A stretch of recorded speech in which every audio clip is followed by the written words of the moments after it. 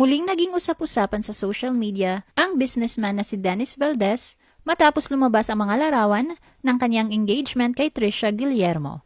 Agad itong nakakuha ng atensyon ng publiko dahil sa kanyang nakaraan bilang dating asawa ng socialite na si Tessa Prieto at sa kanilang malaking agwat sa edad.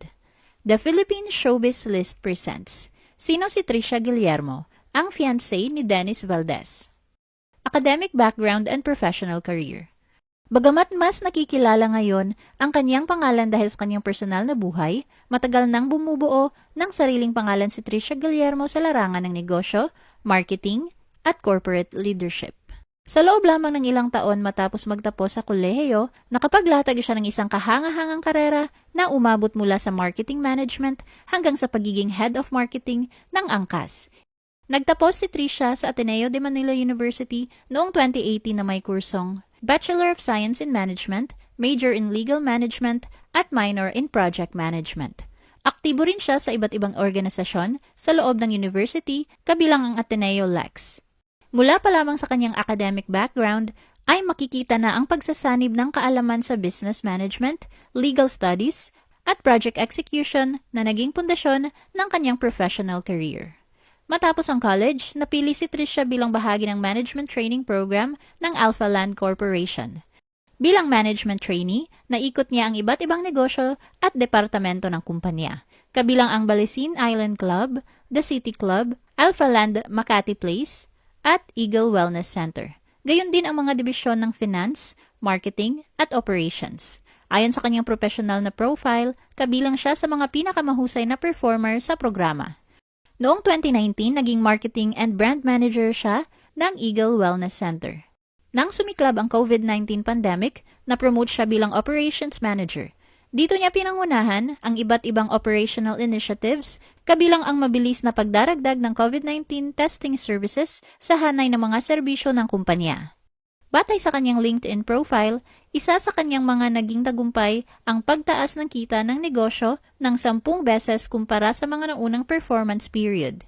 Noong 2021, lumipat si Trisha sa Atok Big Wedge Company Incorporated bilang Vice President.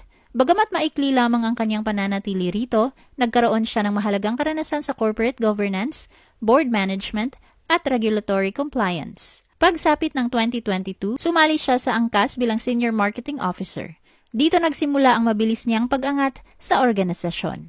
Sa loob lamang ng ilang taon, sunod-sunod ang kanyang promosyon. Mula Senior Marketing Officer, naging Marketing Lead, Head of Biker Marketing, at kalaunan ay Head of Marketing. Bilang marketing leader ng kumpanya, pinangunahan niya ang iba't ibang demand generation campaign at strategic partnership sa Metro Manila, Metro Cebu, at Cagayan de Oro. Pagsapit ng 2025, siya na ang Head of Marketing ng Angkas. Trisha's relationship with Dennis Valdez.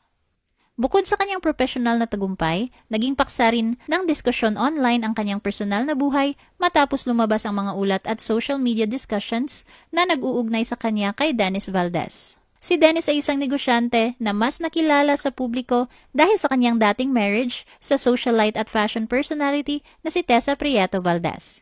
Sa mga nakaraang taon, naging sentro ng media coverage ang paghihiwalay ni Dennis at Tessa, pati na rin ang mga legal at personal na usaping kaugnay nito. Ang relasyon ni Trisha at Dennis ay hindi biglaan, kundi unti-unting nabuo sa paglipas ng panahon.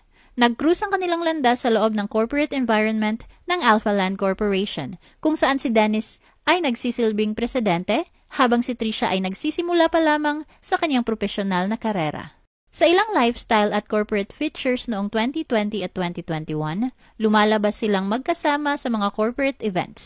Kalaunan, nagsimulang lumabas sa social media at online forums ang mga ulat na si Trisha ang bagong partner ni Dennis. Sa Instagram feed ni Trisha, makikita ang ilang mga larawan ng kanilang mga trip sa loob at labas ng bansa. Noong January 18, 2026, ipinagdiwang ni Trisha ang kanyang 29th birthday sa Balisin Pines.